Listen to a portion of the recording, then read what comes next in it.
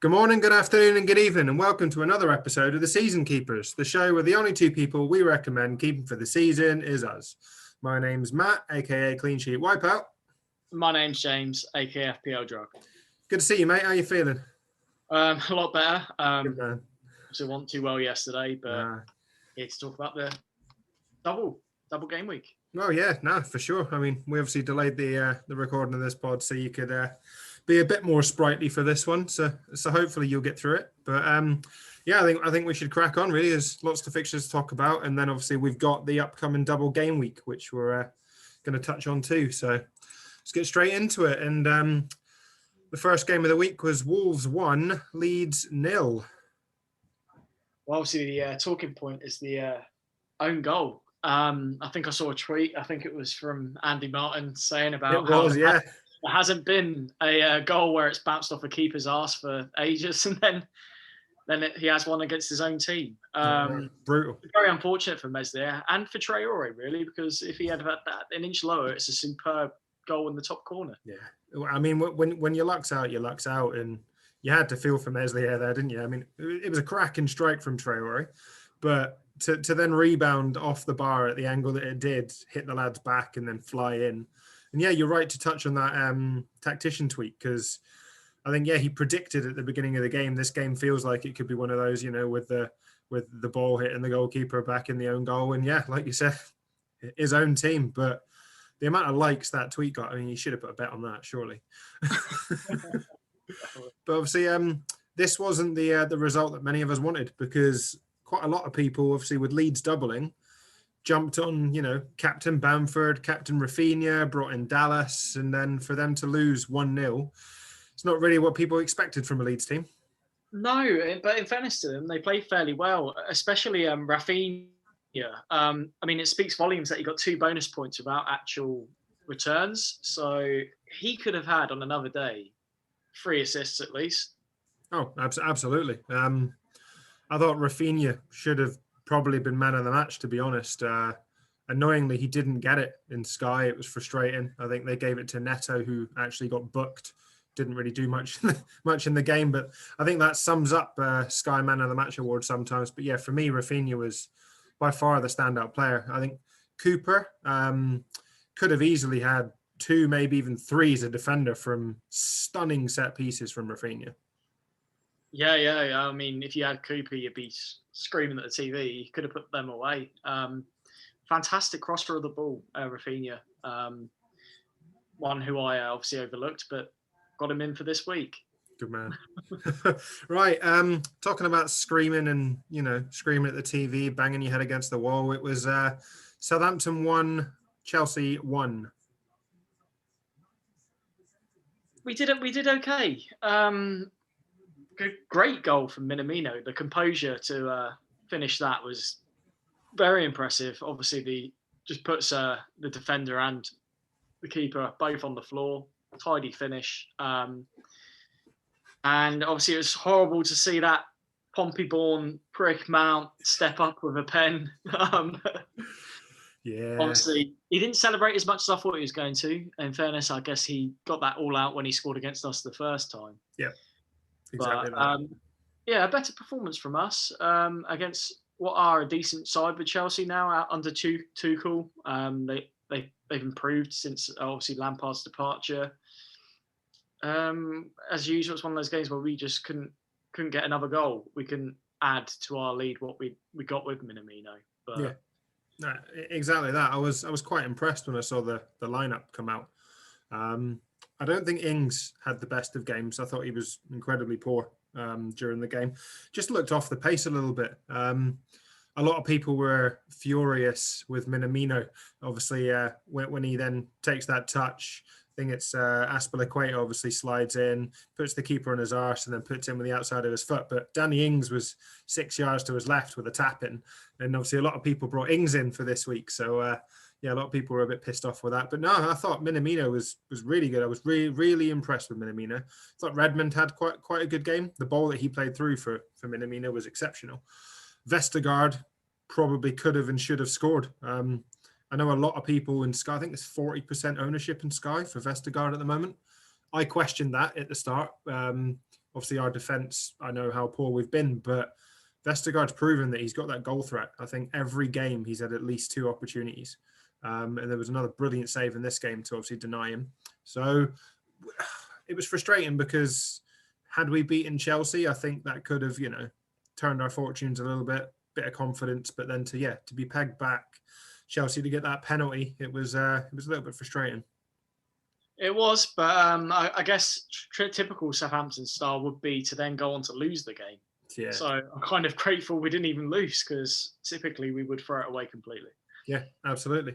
Right, jumping on then. So Burnley 0, West Brom 0, and I think a result that we probably all predicted.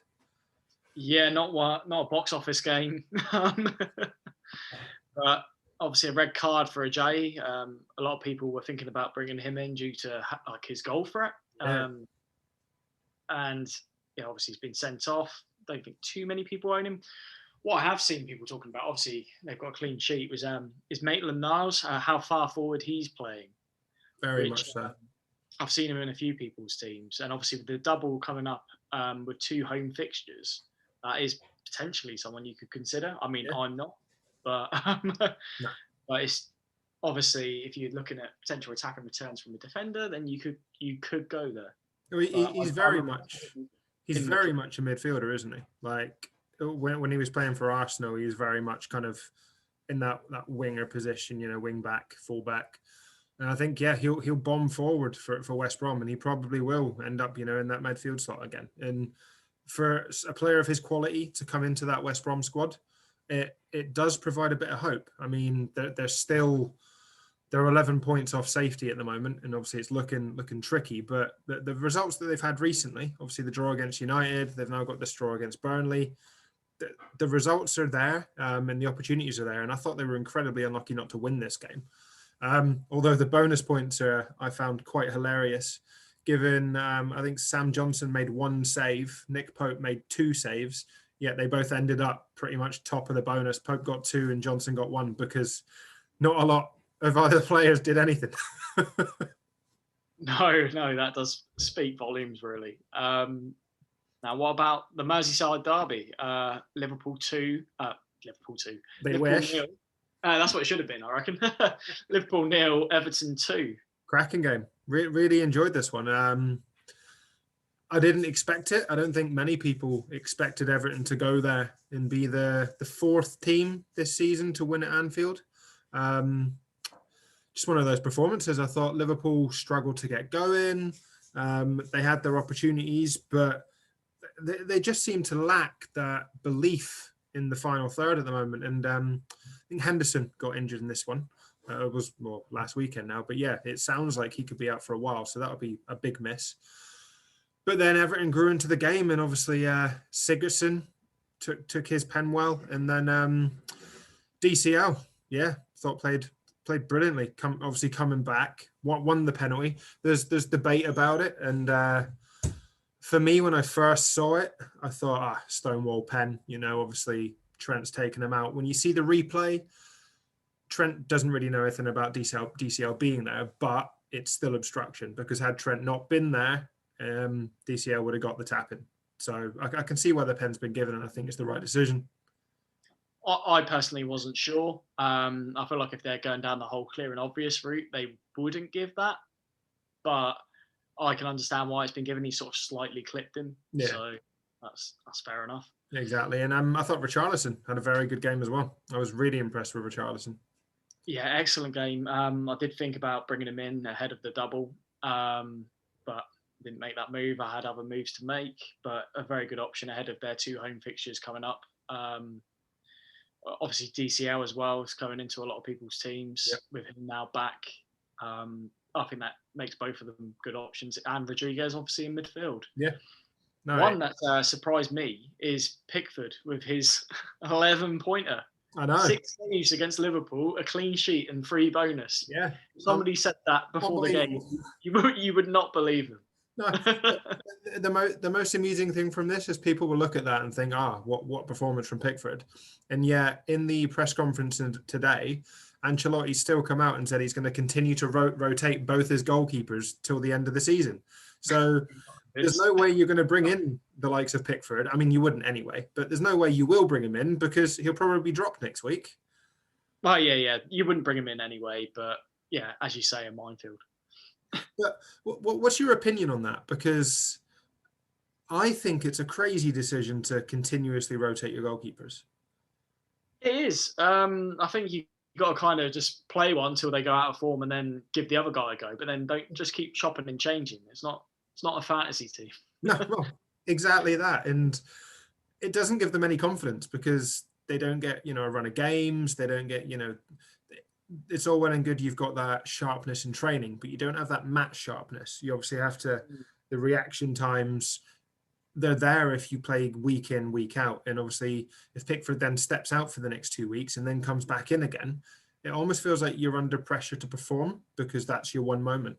It feels a bit strange to me. Yeah, I was going to say, it's not good for both the goalkeeper mentally and also like the defense. So 1 minute you got your defenders playing with one keeper. Next minute they're switching it. So they can't get any of that chemistry really. No, very odd. Jumping onto the final game on the Saturday then, and another brilliant performance from Fulham. It was Fulham 1, Sheffield United 0. Well, yeah, a crunch game for Sheffield United, obviously, against a fellow team in the bottom three. But I think Fulham deserved the result. Yeah. Another goal from Lookman, obviously very, very cheap in the game. Got them essentially the 3 points. And yeah, they're right on Newcastle's tails now, aren't they? Yeah, they're 3 points behind Newcastle. And obviously we've both been saying throughout the pods, this season that we strongly believe Fulham could come good and could find a way. And they've picked up 8 points in the last 4 games, whereas obviously Newcastle have picked up 3 points. So they've made up 5 points in those 4 games. And I honestly think Fulham are going to be safe. Oh, I think so too. Whether it's the expensive Newcastle or someone else, I think they're going to be safe. I think this Wilson injury is hitting Newcastle particularly hard. They need him back, and they need him back soon, that's for sure. But I've been so impressed with Fulham defensively. Obviously, at the start of the season, they looked poor. They looked like any team could open them up. But particularly Aina and Anderson, I thought that they're brilliant at the back now. And the way Parker's got them set up, yeah, it almost feels like if Fulham get a goal in a game now, that could be it. Whereas previously you thought, if Fulham score, well, it's okay, and the other team's going to score. It could easily be 2-2, 3-3 in this game. Whereas now Fulham are getting 1-0 results and big results against teams in and around them, and that's what they need. Yeah, no, that's a very good point. Like before, I'd look at Fulham's fixtures and be like, oh, yeah, they're playing Fulham. I'd be like, oh, great, I'll bring him in. But now I'm like, are they really going to perform that well against Fulham? Like, I don't see it as an easy game. I don't see it as a green on the FDR. I see it more as a kind of a grey, kind of a medium difficulty tie now, because I don't think they're the whipping boys they were at the start of the season. No, not at all. And to be fair, I think all the way up to game week 32 is going to be a huge test for Fulham as to whether they do stay up or not, because obviously they've got Crystal Palace and Tottenham as part of this double game week. After that, they've then got Liverpool, Man City, Leeds, Villa, Wolves, and Arsenal running up to game week 32. And then after that, they've got a nice finish to the season where they play Burnley, Southampton, Newcastle. So that Newcastle game at the end of the season could be absolutely massive. Yeah, definitely. Could seal who goes up and who goes down. Who goes up, who stays up. Right. Let's jump on to the first game on the Sunday, and what we all now call within the community the Planet FPL derby. But it was West Ham 2, Spurs 1. Yeah, banging result for Such here. West Ham, great victory. They just seem to be Spurs' bogey team. They always bring out a good performance. Obviously, they've been playing well recently. But yeah, against Spurs, they always tend to raise their game, even if they've been having a bad run in mid-league. Yeah. Obviously, Lingard stepping up again. Decent goal. Cheap. Yeah. Very cheap. Oh, massive. Brilliant signing, honestly. Like, people were questioning it because he's been out of the United team for so long. Like, whether he'd be fit. But I think Moyes said himself he was incredibly impressed by Lingard's natural fitness. And obviously he's obviously kept himself sharp despite not playing for, well, God knows how long now. He's come into the team, continues to score goals, and then obviously Antonio was past fit for the game too. Came in, made an instant impact, got his goal. Yeah, very impressed by West Ham, but also impressed by Gareth Bale coming off the bench. Yeah. He played very well when he came on. Obviously got the assist, but could have quite easily had a goal. Yeah. Absolutely fizzed it. Excellent shot. And on another day that goes in. Stunning strike. And obviously talking to Bale, I think he was particularly impressive when he came on again last night for the in the Europa League. And obviously with him not starting in that, it does sound and seem like Bale could be in line to, actually get a start in the Premier League this weekend. I think so. Obviously, he's quite expensive in the game, 9.3. Obviously, for 0.2 million more, you can get Son. Yeah. However, only I think it's like 0.3%. It might be a little bit more now. 0.3 still. Yes, it's a very low ownership percentage. So if you want him to make ground, that's where you make it. Yeah, big time. And obviously, like Mourinho, it almost feels he kind of has to play him now. I think Bale is trying to prove a point, when he does get these chances. He's come on, he's got another assist. And for the money that they're spending on him, for the wages for this period, yeah, he's inevitably going to probably go back to Madrid in the summer. He won't sign for Spurs, but he needs to make an impact now. And maybe in this last run of, 12 games and whatnot, he could do that. I think so. Yeah, very impressed. This is what I expected when he initially arrived, but I mean, he said himself that his fitness hasn't been great recently. So, yeah, clearly he's out to prove something now. Yeah, right. Jumping on to another game, and one where we kind of got word in a leak earlier in the week that Jack Grealish was injured, and it was true. So Aston Villa 1, Leicester 2. Yeah, I knew about the news obviously before, saw it on Twitter, but I wasn't convinced. Off of a rumor, I didn't want to make a decision, so I just didn't take him out of my team. But in hindsight, obviously should have done. But hey ho. Yeah, obviously they're a bit of a different prospect without Jack, aren't they? Yeah. I think they're a weaker team. I mean, he does a lot for the team. We've said this before that kind of good work kind of goes unrewarded in FPL. It's kind of worrying because I wildcarded coming into this double, and obviously it's quite a nice double with Leeds away, Sheffield United away. But yeah, Jack Grealish not being in that team, it sounds like he probably won't be fit for Leeds, and he might not even make the Sheffield United game. So that is a worry, because even the likes of Ollie Watkins, I think his output will probably be less without Grealish providing those balls. Whether Traore can, step up, I thought he played really well in the position. Obviously McGinn actually got an assist, which was good to see. Ross Barkley wasn't too pleased at being taken off, but I think he's got to step up his performances a little bit, particularly without Grealish being there. But I was really impressed with Leicester. I thought they pushed hard. They were unlucky not to score more, to be fair. Without Martinez, Leicester could have easily won 4-1 in this game. I thought Martinez was pulled off some brilliant saves. The only downside for Leicester in this is obviously Maddison picked up that recurring injury, and it sounds like he could be a doubt for the weekend. Yeah, I mean, you got to feel for the guy. He was just getting some momentum back after his previous injury, and now he's out injured again. Similar kind of story to Antonio, really. Now I'm kind of, when he does come back, do you bring him in straight away, or like it's a concern that he could get injured again? But obviously he's very dangerous when he's on the pitch, and as is Harvey Barnes, obviously, who's returned again. Yeah, the mighty Harvey Barnes. We'll talk about him later, but I was very glad with his performance. Should we say that? Right, jumping on, another game in which, to be fair, I thought there was going to be a lot more goals, but it ended up Arsenal 0, Man City 1. Yep, goal from Raheem Sterling. Seems to be getting a little bit of consistency together now. Raheem. tight victory for them. Obviously, another City clean sheet. I benched, I think it was Stones or DS. I can't remember which one. I only expected one of them to play. You benched and DS. Yeah, that was it. And both played, which I did not see coming. However, obviously, I don't know if you've seen, City are expected to rotate heavily ahead of this weekend and the double game week, which is an absolute nightmare. I know. Honestly,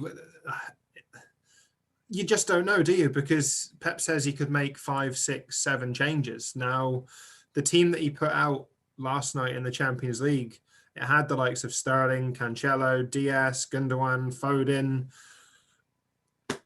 Do they all start the weekend? Do they all miss out? Fuck knows. Like, we've all got Gundogan now, and we've all inevitably got at least one Man City defender, if not two. Now, this double game week could become a single game week for most of us for some of those players. And it's fucking annoying.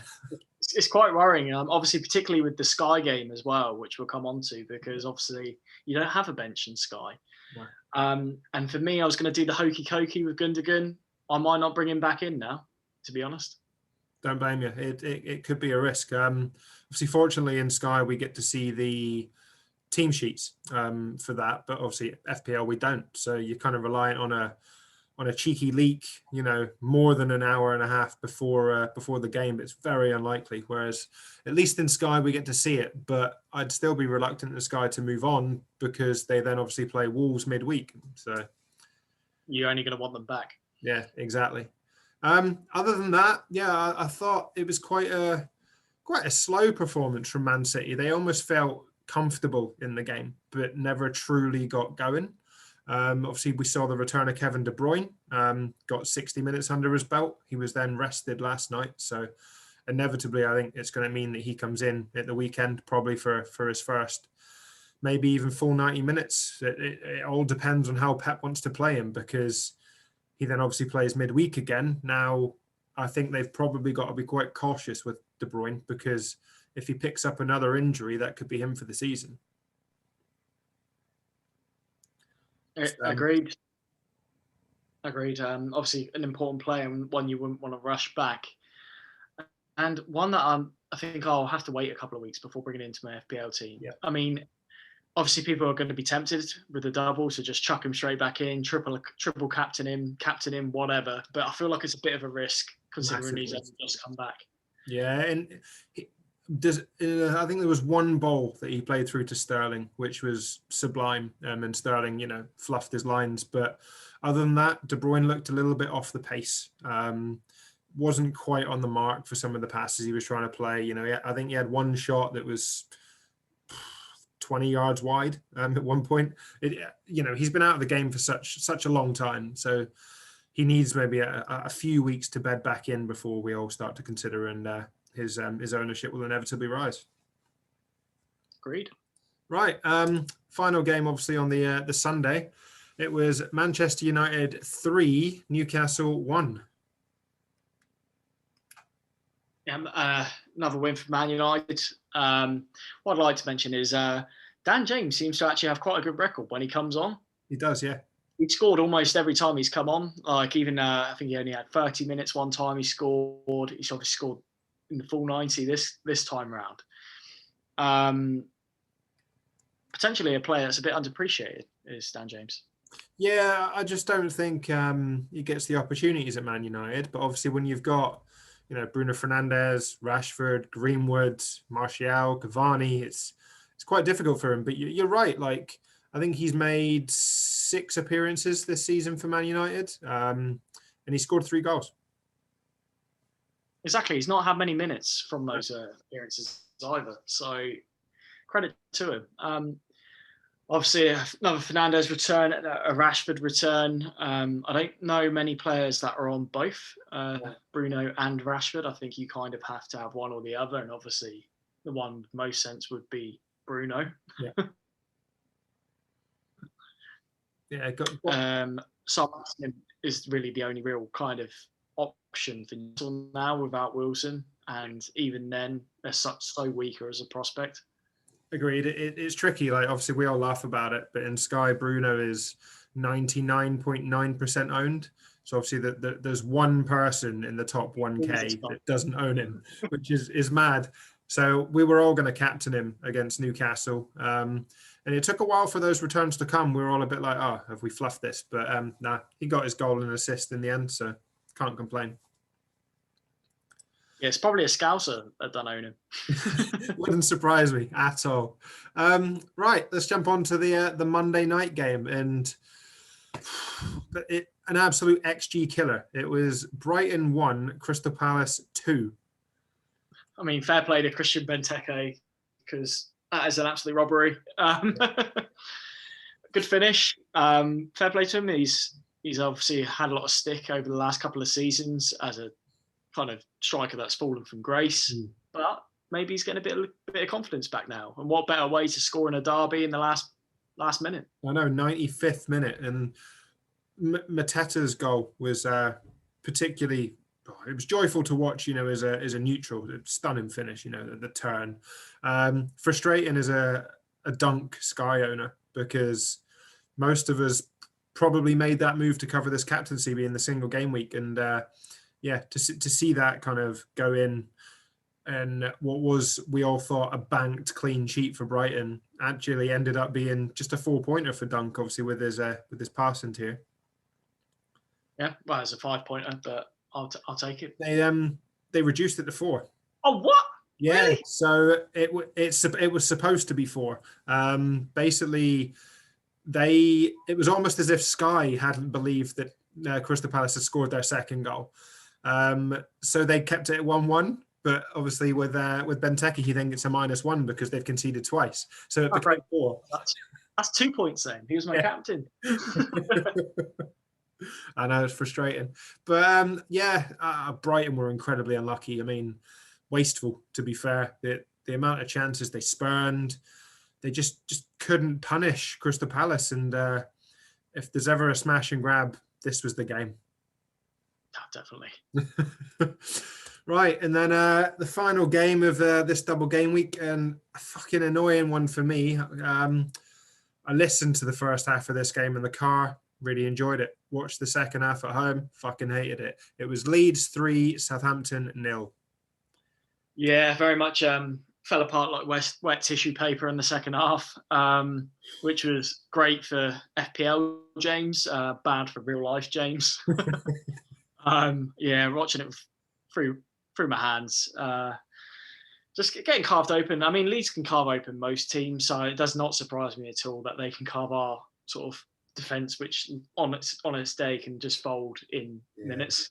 And we obviously made a number of changes as well. Like, when I had TalkSport on in the car driving back from Manchester for work, and then I heard the lineup and I was like, right, there's no Ings, there's no Gineppo, there's no Minamino. Like, what are we doing? This is Leeds. Like, they're going to hit us. To throw in, the likes of Nathan Teller. To be fair, it sounded like he had a good first half. He was unlucky. We had obviously the penalty controversy. For me, I didn't see the incident live. I heard about it on the radio, but it sounded quite controversial in the fact that, the pen was awarded and then VAR ruled it out. We were unlucky, in my opinion, on that one. But then, Leeds second half came out swinging and we just couldn't handle them. No, we couldn't. The team selection was a bit questionable, particularly Ings, obviously. Yeah. I mean, I didn't own him, but as a Saints fan, I wanted him to start. Yeah. I was amazed Minamino didn't start, because Minamino's pace, and just, he's very good on the ball, and he's a good technical player. He's proven that to start with us.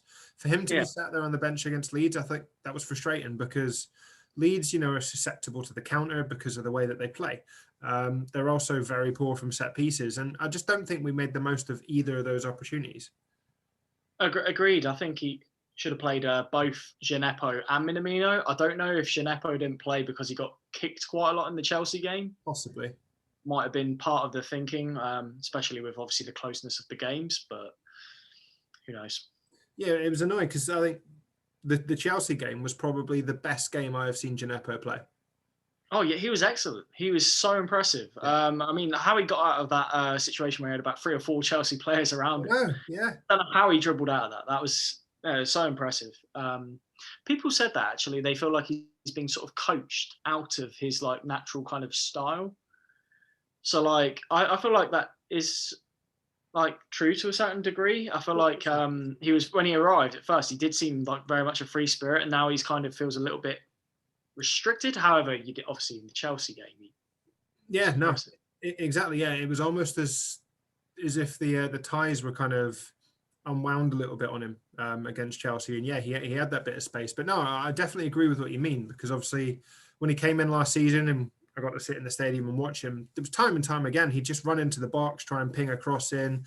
You know, Ings would often be on the end of them, but he hasn't been doing that this season. And yeah, it's almost as if he was given a bit more license to roam against Chelsea, and in doing so was brilliant. And perhaps the introduction of Minamino allows him that bit more space as well, because there seems to be a bit more interlinking between, you know, Redmond, Ings, Minamino, Gineppo when they're all on the pitch together. And even, you know, Stuart Armstrong obviously was fit for this Leeds game. But we've got those creative players in there. It's just finding the right balance between them all, I think. I was just about to say, yeah, the balance, because I think Minamino, Gineppo and Armstrong would be a bit much. Yeah. And we'd be lacking defensively in terms of the midfield. Exactly. I think, yeah, because you're always going to have Ward-Prowse plays every game. He's always going to be there. And Romeu is pretty much, when fit, the stalwart in that midfield. So what a tackle, by the way, fitting in the Leeds game. I know, honestly, I was listening in the car, and the way they described it and the way the commentators celebrated, it sounded like Rafinha had just gone through and scored. And then there was no even word of Romeu being there until about 30 seconds later, when the other co-commentator said, "What a tackle!" And I was like, "What? Wait a minute!" And I seen the highlight, obviously, when I eventually got back. What a challenge! Yeah, I don't know how he got back, but yeah, excellent. Just about got his foot on the ball. Yeah. I think he nearly broke the ball, like, from the force of the tackle. But yeah, amazing from him. That's the Romeu we love to see. Absolutely, yeah. Like, probably, honestly, challenge of the season. I don't think I've seen a better tackle this season. No, I agreed. Unbelievable. Right. Moving on then. How did you get on this week? So I took another -4, which definitely paid off, because I brought in Dallas and Rafinha. We got 17-12 each. So that's well worth the -4 over Kufau and Gundogan. So I finished up on 78. Pretty happy with that, to be honest. Banned for captaincy, as obviously had the double. It made sense. What about yourself? I ended up on 80 points. I wildcarded this week. And obviously the wildcard, the controversy of FPL being absolute trolls, releasing those fixtures a minute after the fucking deadline. Like, poor Ben Crellin has obviously been, you know, there all day, just waiting for these fixtures. And I'm in a little wildcard group with a few of the lads, and we were all, you know, sharing our teams. And I was like, honestly, like, I'm really nervous about whether, you know, Saints are going to double or where Fulham are going to double. So fortunately, I went the way of Fulham getting the double, just after something that Ben had said. So I brought in Areola, whereas I know quite a few of the guys have brought in McCarthy. But for those fixtures to drop a minute after the deadline was ridiculous. But I then made a comment in the group, and I think Simple Goal shared it, was the fact that I genuinely believe, because of the controversy around the deadline changing with all these leaks and FPL saying, "Oh, well, we don't want people to gain, you know, a kind of advantage depending on time zones," have FPL actually considered that with these fixture releases, given they were aware there was going to be a double game week? Now, that feels ridiculous, given it's a fantasy game and there's no money involved in this game at all. But it genuinely feels that way, because why would they release it a minute later? I 100% think that is the case. It's due to the time zones, because I remember hence why they moved it from an hour before kickoff to an hour and a half. So it would prevent the whole team use thing. But yeah, I know, I agreed. Like, the timing's too coincidental for it to not be that. Massively, like, yeah. It almost sends a message that it's on the deadline. I think if they'd have done it 12 hours later, we wouldn't be having this conversation. No, but exactly. The timing is too convenient. Yeah, very much so. And obviously, fortunately, the work that Ben Crellin puts in, Ian Parran, obviously James from Planet FPL, we were all aware of who was probably going to double anyway. It was just the Fulham and Southampton one that was a little bit, hit and miss as to who could have. So I'm very much happy with the setup I've got. And I don't know about you this week, but I'm bench boosting. I obviously I don't have my bench boost, but I'm probably going to triple captain one of my players. Okay. Do you have an idea of the moves that you're going to make and potential captaincy? I've got several moves in my head. I might do a -4. I might not do a -4. But the plan was to bring in Gundogan. However, that's now changed. So it's a case of whether I just upgrade Wilson, or if I want the likes of, say, DCL, I have to downgrade Grealish to get a little bit more money to then get Wilson to DCL, and then whoever I bring in midfield. I think downgrading Grealish is potentially the obvious move, but yeah. Well, yeah, that's probably what I'm going to be doing. I mean, I couldn't afford to downgrade him to Harvey Barnes and do Wilson to DCL, which is bringing in two that I've got on my wildcard. I was thinking you'll love that move. Absolutely, yeah. Well, I've got 14 doublers, plus Rafinha is my single. So yeah, I'm going to bench boost. I think it'll be Areola, Rafinha, Shaw, and Kabak on the bench. So if I can get 20 points from those guys across the double, then I'll be relatively happy. I've already made my 2 moves. The price rises and stuff. So I'm happy to say it. It was I took out Danny Ings and Bamford, and I've brought in DCL and Harry Kane. Yeah, obviously Harry Kane. Yeah, that makes sense. I mean, I've only not gone down Kane because it's too difficult for me to get there. I can wildcard and get there, but while I've got Son, it makes more sense for me to not wildcard. Yeah. Save it for down the line, and just be happy with Son. No, that's fair. And the way the fixtures have fallen, it's been quite useful because we obviously know the teams that are not going to blank in 29 as well. So a lot of us have been able to set up with, the likes of Villa, a couple of Leeds, some Fulham. So I've already got 5 players that don't blank in 29, and then I've got 3 weeks to build towards that. So I should have at least 10 come the blank. Same for me. This week I'm not going to use a transfer on a 29 player, but every week after that it will be. Yeah, exactly that. I think that's the best way to do this. Right, let's jump on to Sky then, mate. So how did you get on this week? I did fairly decent. 100 in Team 1, 94 in Team 2, and Team 3, 96. So that brings me up to 7k in Team 1, still 2.8k in Team 2, and miles away in Team 3. Not even worth talking about that. That's just a bit. No, exactly. It's just a bit of fun. I'm looking forward to burning the hell out of some transfers this week in that team. Absolutely.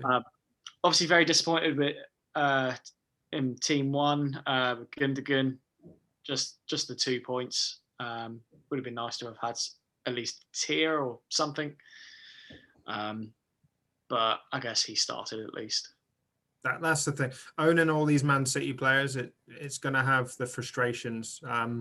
But it was the right time to bring them all in. And obviously over the next few weeks, we'll then start to potentially move them away as their fixture pile up kind of decreases.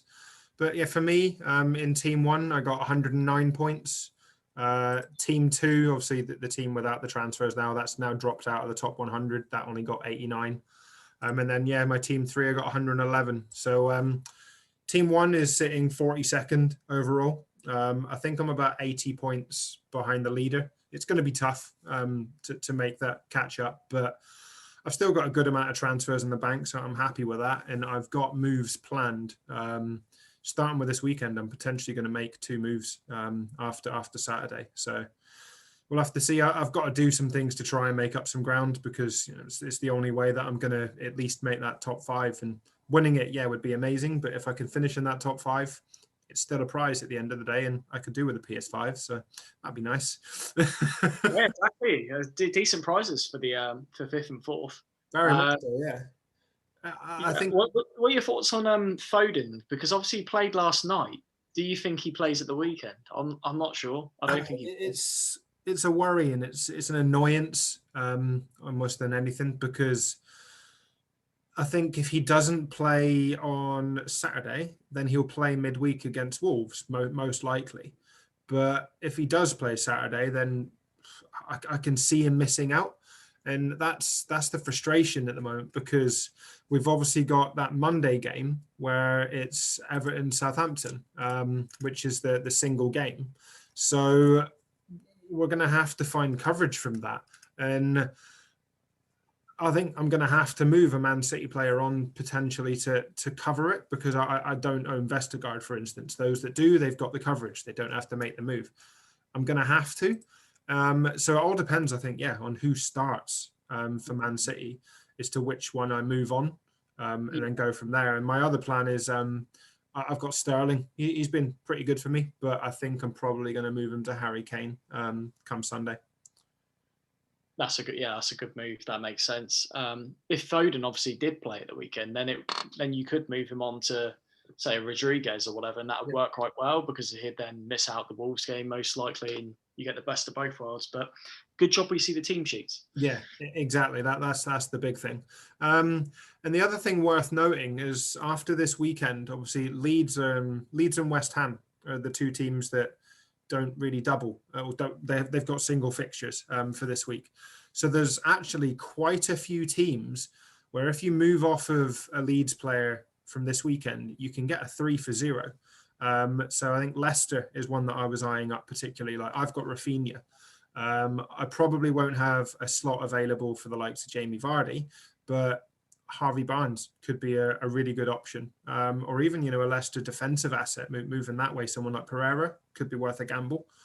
But I think I'd probably look to make that move, because to gain 3 additional fixtures for one player could have massive swings, to then probably go back to a Leeds player for the single game week captaincy, in the future. But like we've said previously, I think now is the right time to be making transfers, because we're not going to get the opportunity to attack transfers in the way that we are at the moment in 2-3 weeks time.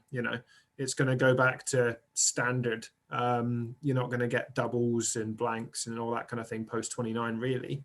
There might be the odd one, but rarely I think you're going to get 3 for 0s. So if you can spot them, I'd probably take advantage of them if you've got the transfers. Yeah, definitely, and especially like looking at Leicester's fixtures as well. It's not like they're bad fixtures. They got a great run. No, exactly. So I think it's going to be exciting times, and I think the true test of where I can finish in Sky will probably be seen in 2-3 weeks' time. Once these fixtures are out of the way, I might get a true insight into where's possible and what's possible. Right, let's jump on to ChampMan, and obviously we've got to lock in our teams by 7 o'clock. It's currently 6:10 as we're recording. Do you know what you're going to do? Well, I thought about it earlier, so I'm still not 100% certain, but I think it makes sense to me. I'm going to play my free hit next week, so I'm looking at getting rid of Izzet, or potentially Izzet and Boxic. Because Middlesbrough, after, if you discount next week because I've got a free hit, they play away like 2 or 3 times in a row. So I'm potentially going to take Boxic out to fund a move to get Izzet up to Carbone. Nice. That's quite good. Yeah. Boxic down to Savarese for this week, who's also got a decent home tie, who I'll then eventually move on. That's a -4. Or just replace Izzet with Matt Holland, who's got a decent home fixture. Okay, yeah. Oh, you're right. Obviously, Middlesbrough play United at home this week, but then they've got Watford away, Bolton away, Newcastle away, Arsenal away, Everton at home, Charlton away. Then Villa at home, Blackburn away, Derby away. So there's a lot of away games in there for Middlesbrough. Obviously, Southgate picks up good bonus, no matter where he is. But you're right, for the likes of Boxic and stuff, it's a tough run with all those away games. So exactly, and I'm on both. I'm on Boxic and Zepeda, so it does make sense for me to move him on. However, I might just keep him this week and move him on after the free hit. Okay. However, that means I don't get Carbone, who obviously is a good option for this week. I'm also very tempted to free hit next week. I've been looking at it because obviously we've got the confirmed doubles now. Obviously Arsenal double, home against Liverpool, home against Bolton. and then Bolton double, albeit trickier, away at Arsenal and away at Man United. So if we want to target those, potentially, Thierry Henry, for instance, for to bring him in, I've thankfully got Perez at the moment, so I've got coverage with him and Lauren. That should be okay. So I've got to weigh up in my mind whether it's worth it. I still have both my free hits. Do you have both yours still? Yep. Yeah, and I've still got a wild card as well. So I'm not really sure whether I will. It will all depend on obviously injuries from this week, and then looking at that team. I kind of need to visualize it when you click on your team selection. You look at that and you're like, oh, actually that doesn't look too good on paper. So for instance, this week I was a bit unsure, and I've actually taken a bit of a punt, mate. So I've already made my moves for this week. I have taken out the mighty GX. He's gone. And I brought in Alex Anderson from Millwall. Oh, yeah, you've been watching the Sim Day. Yep, very much so. I've brought him in. And the other one is a biggie. So I have taken out Ruud van Nistelrooy. Gone. Really? Yep, gone. And I have brought in Kevin Phillips, who's going to get the armband this week. There's sense in that move. Obviously, tough fixture for United. Strong fixture for Sunderland at home.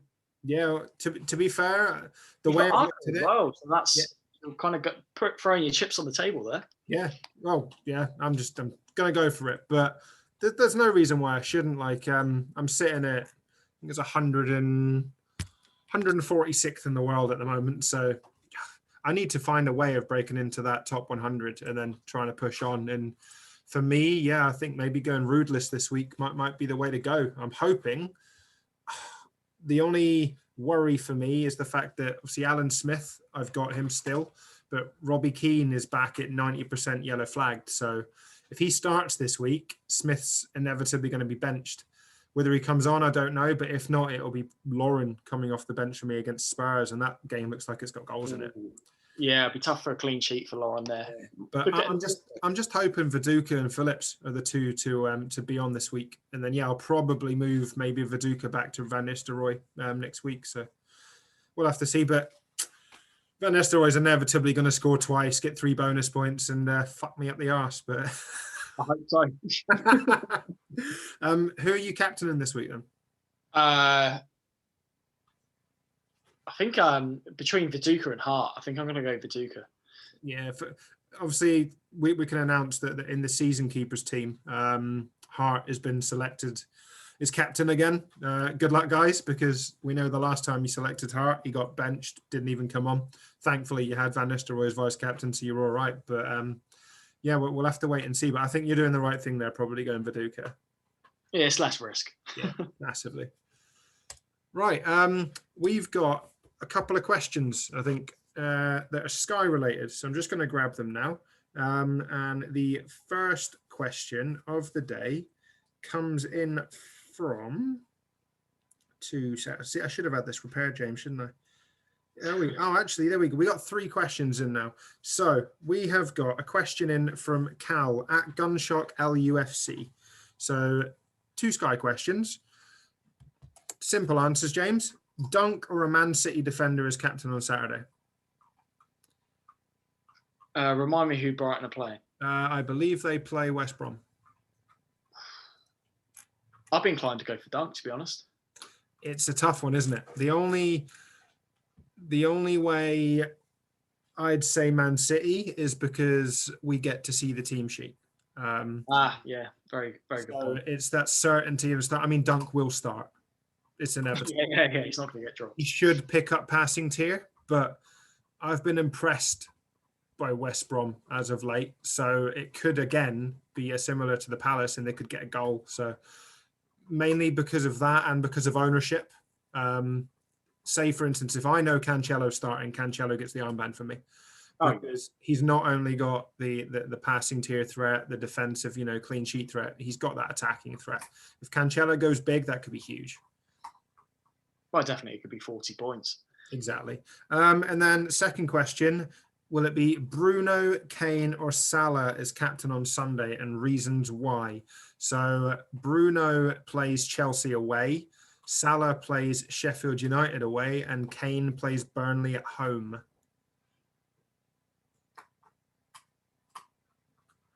I'd want to say Salah. Yeah, I think it's going to be tough I'm bringing in Kane for that Burnley game. I don't know which way I want to go. Ownership-wise, I think they're going to be very similar anyway. You can probably go against Bruno for this one. I don't see why you would captain him against those two, but if I had to say now, I think I might go Kane. Yeah, I could see that. I mean, it's tricky. It's a tough one. It's a real tough call. I think that could be a game changer. You know, if you're on the wrong captain and the other one holds, could be big swings. We've got a second question in from FPL Dempsey. It's a Sky question. So how confident would you feel going without Kane for the next 3 games? I already have Salah as captaincy cover on the days he plays, and there's no easy or logical way of me getting to him. It's uncomfortable. I think you want to be on Kane. Well, yeah, Burnley at home, Fulham away, Crystal Palace at home. It's the returns are there, like potential hat tricks are there. Yeah. Obviously, I'm worried, like in FPL, not owning him. Never mind. I mean, I've got him in Sky, but yeah, it's a worry. It's tough. I had planned at overhaul to go Raz to Kane at this point, and I kept the money there. You know, sorted the team elsewhere to make sure I could do that. If you're not already on him, and it will cost you 2 transfers to get to him, then it's probably not worth it. But for me, I'd want both. I know some are saying, you know, if you're captaining one, do you really need the other? But if you're not on the other at all and he scores a hat trick, at least you've got half the points of someone captaining him. If you've not got him at all, then you could be losing out on 30 points. So yeah, it's a tough call. It all depends on the way you've set up, I suppose. If it's tough to go there, maybe don't do it, but it's a risk. Yeah. Right, and then final question in from the man that is Craig Kemp. So, mate, how many players are you generally looking to have in a double game week with only 1 fixture? Do you consider the fixture run after the double? And if so, how many games? So I'm presuming this is going to be an FPL question with a double game week. I was going to ask, was it ChampMan? Because there's also a double game week in ChampMan, isn't there? It is. It's just for Arsenal, though. Should we answer for both?